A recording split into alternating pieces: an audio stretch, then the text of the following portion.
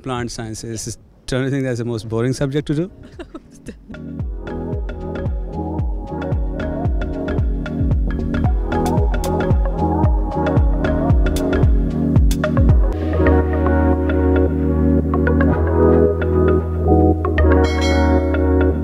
I'm standing next to a PhD student in the University of Cambridge. So let's start. If you can introduce yourself, your name and which country you're from. Yeah. Hi, I'm Bria. I'm from the UK. Priya, you know that's kind of Indian name. Bria. Bria. Yeah. B. Okay. Billion. Okay. So what's your major here? So I'm doing a PhD in plant sciences at the moment. In plant sciences. Don't you think that's the most boring subject to do? No. I mean, yeah, I guess it's not. Yeah. So what was your undergrad degree in? Biology. Oh, which university? University of Warwick. Warwick. Yes. Okay. And your master's? Same. I did it also at Warwick. In biology. Yes. Yeah. Okay, perfect. So what was the admission requirement? What are the grades? Okay, if you can take us through the admission process for the PhD in Cambridge?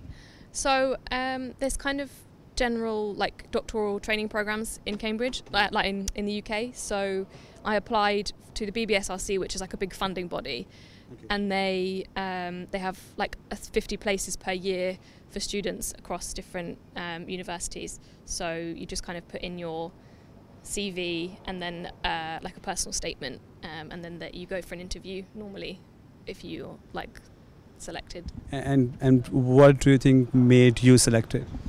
Oh, I'm not. I think I had some lab experience, so I'd done a master's, so I had some experience in the lab. I had a fairly good score for undergrad degree, and I guess maybe the interview went well. Okay, what was your score in undergrad? About 80%. So that would be like a first.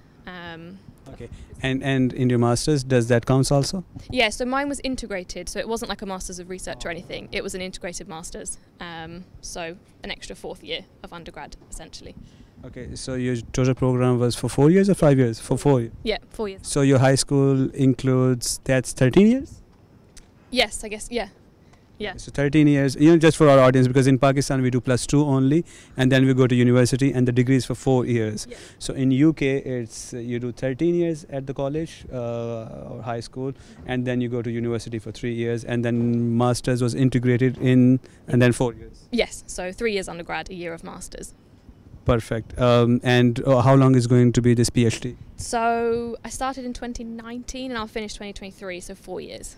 4 years. Okay. So you had your grades, and what were the questions asked in the interview? So they asked a lot about my master's research project. So what I did, did I understand what I was doing, basic kind of lab stuff, and then they asked some kind of random questions. So one of the ones I was asked was, if you had enough money to start your own lab, what would you do with the money? Kind of, I guess, lateral thinking kind of questions. But mainly it was about my previous research project is what they focused on.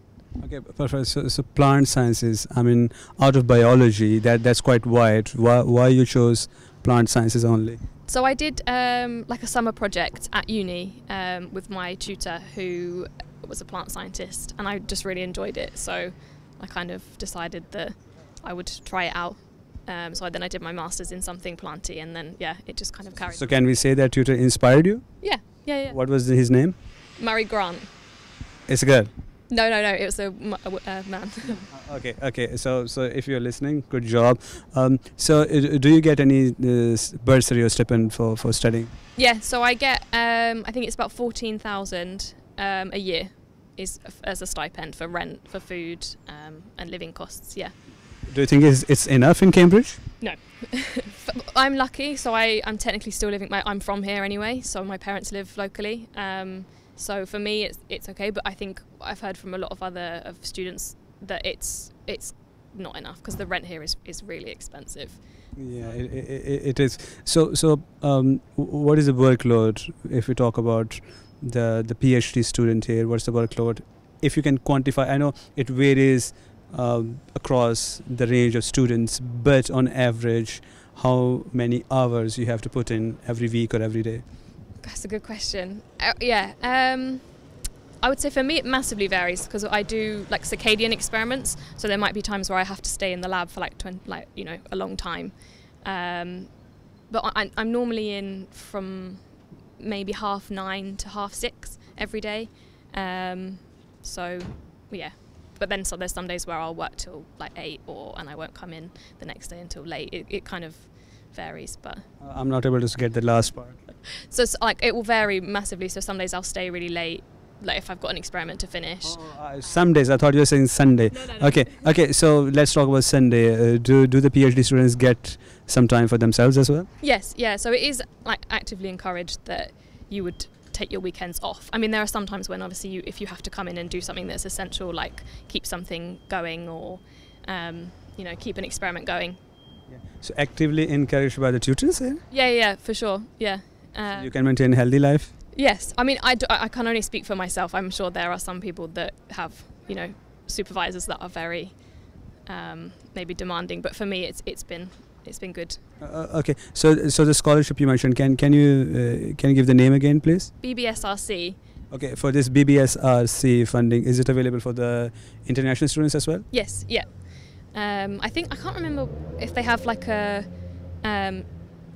set amount for international versus UK, but it's definitely available for both. Have you seen international students here as well for PhD? Yes. Yeah. Okay. So let's talk about after PhD. Why you chose to do PhD? Because I liked lab work. I liked the idea of having my own project to work on and to just kind of work through it. Yeah. I think that was really, So, I mean, is it going to help you in your professional career later on? I think so. I think whether or not I stay in academics, I think I've definitely learned a lot of skills, not just like in the lab. I've learned kind of basic organisational skills that I probably didn't have before when I was an undergrad and things like that. So yeah, I think. Yeah, if not in academia, don't you think having a PhD is kind of disadvantageous in a way that you're overqualified? Gosh, I'm not sure. Maybe. I can guess that you are really enjoying your life. You are not thinking about all those things that other people are thinking. No. Which is good, actually. One day at a time. Yeah. Absolutely. That's very good.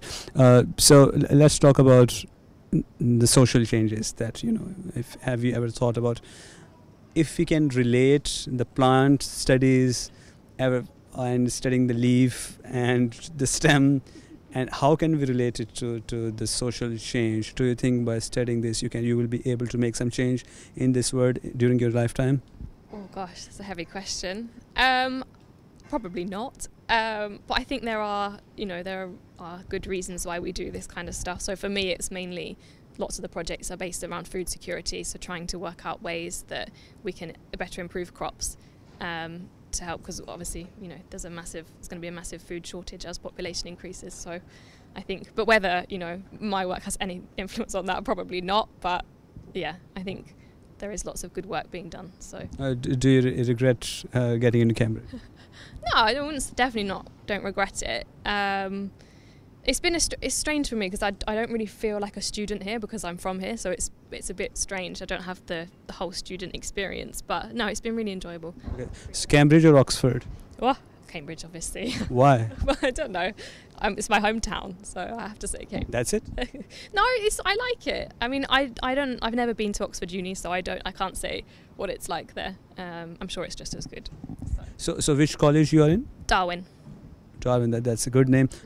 So if you are made, I believe you called master here, not the principal or dean, you called master of the college, which is unusual anyway. So let's suppose you have the same question that was asked to you before, and by the way, this question was asked to me as well when I had this accreditation visit from ministry for starting new programs, that if you are made master of your college for a day or a weekend, you have unlimited resources including the financial or manpower.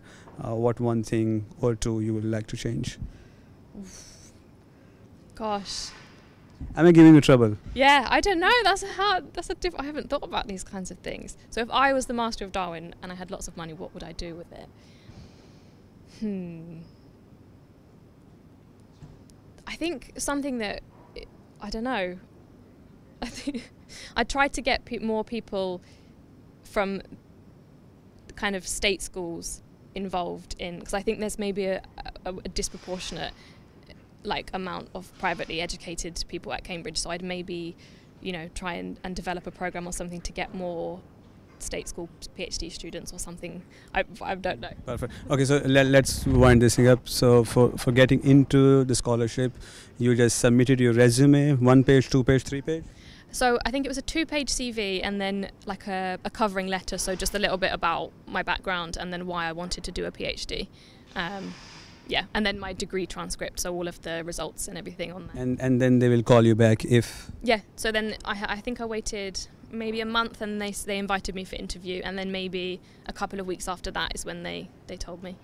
And then there were interviews or any, you know, question solving, you know, entry test also? No, it was like a panel interview, so there were 3 academic staff members there, and they just asked me a series of questions. There was nothing else. There was no sort of tests or anything else.